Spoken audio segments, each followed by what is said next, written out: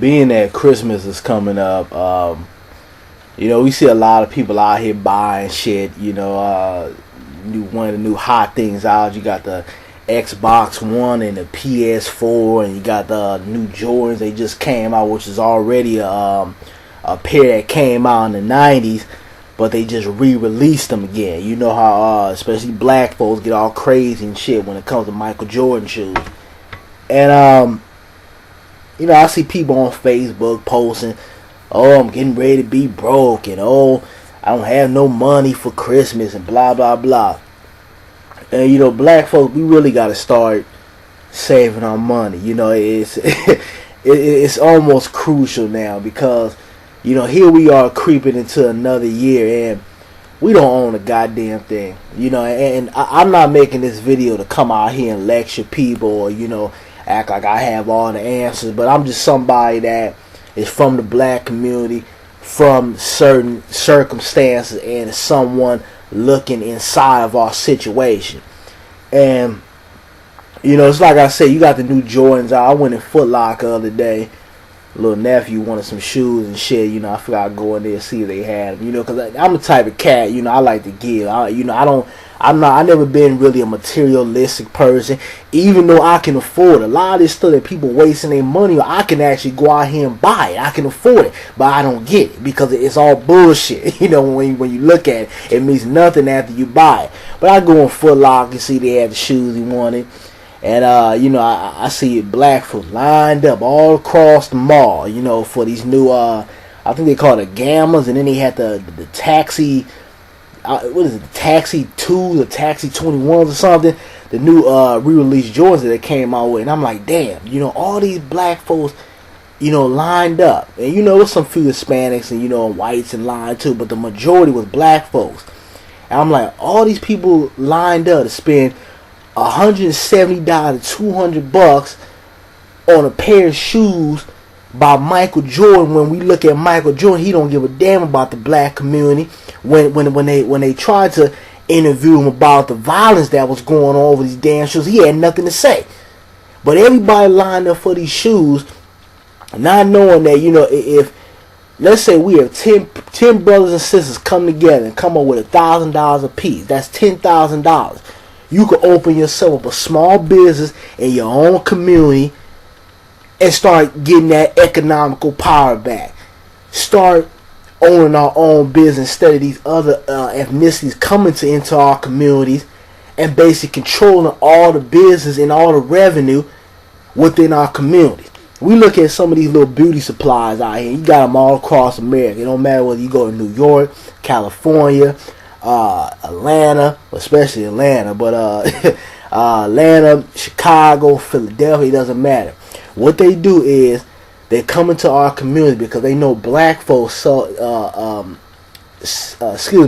We search for self-humanity, and when I say self-humanity, what I mean is that we look for material possessions to give us some type of worth, because a lot of us deal with low self-esteem. A lot of us, we deal with racism and discrimination, and you got the whole light skin, dark skin thing going on. We just beat down in society day in and day out. So for those who are not strong, they go out here and they feel like they gotta have the expensive car, or the $100-some shoes, or they gotta have the diamond watch when they really can't afford it.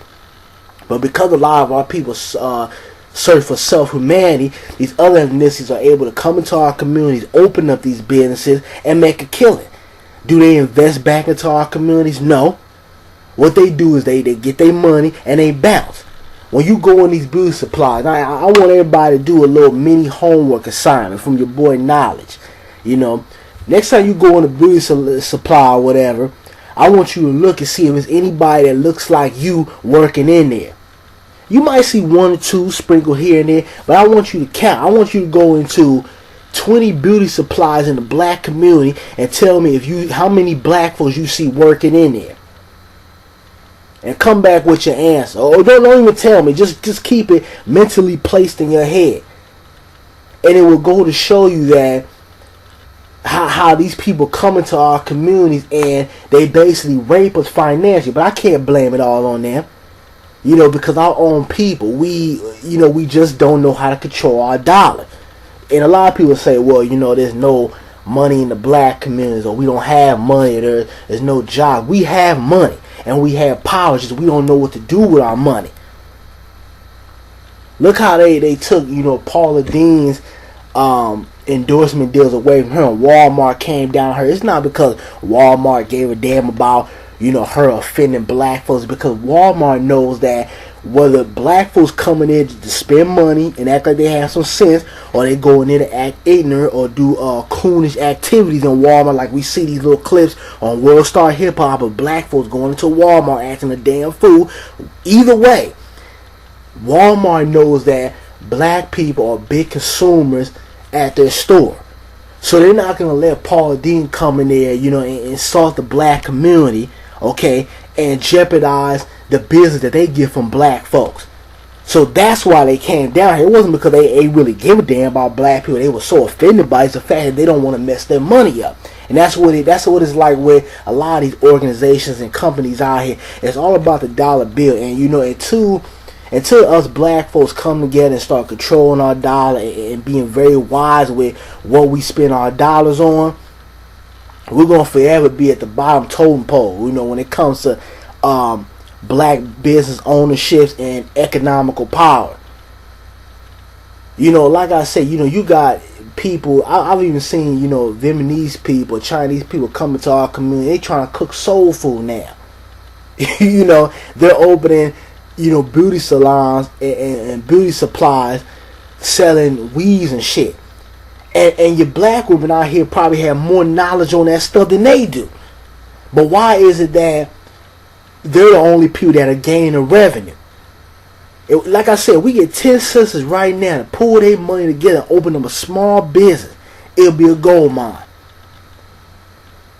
But a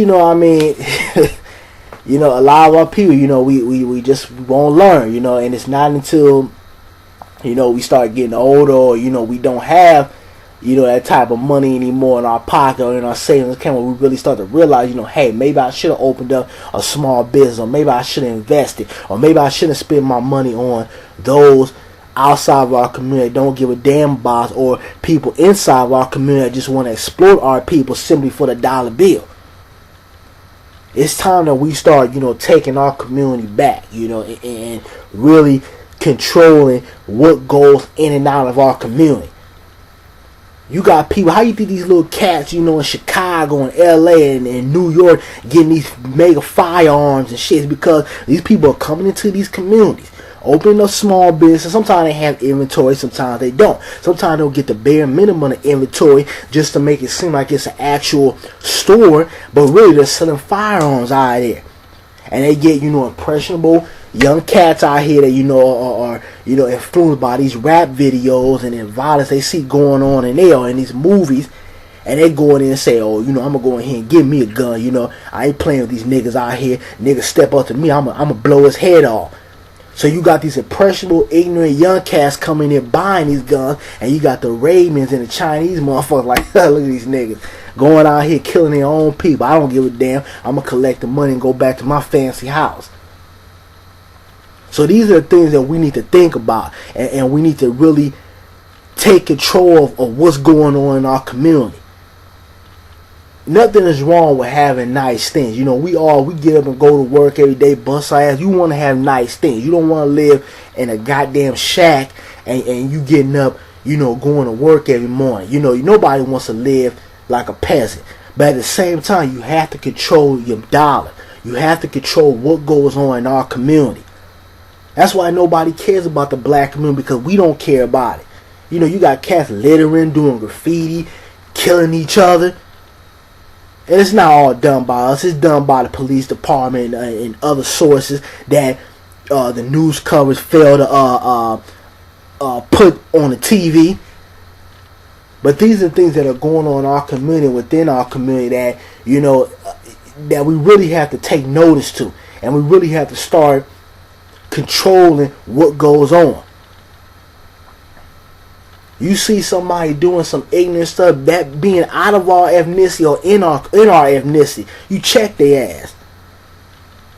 You don't let somebody come on your block. These gang members out here. Y'all kill somebody, a person look just like you, stay in your community. Oh, you better not come on this block, man. We gonna shoot you. We gonna kill your ass. You come on this block. But yet, somebody outside of our community or of another ethnicity can come on your block and do whatever the hell they want to do, and y'all don't say nothing. Not a damn thing. Somebody can come in the community, sell guns, sell drugs, pump poison all through your community, but you don't do anything. But you kill that nigga over there in a minute because he got the wrong color on, or he's from a so-called different set or a different side of really the same community that you all live in as a whole. But that's all I gotta say, man. You know, control your dollar, watch what's going on in your community, because these people don't give a damn about you. And if you don't care about yourself, nobody else will. I'm out.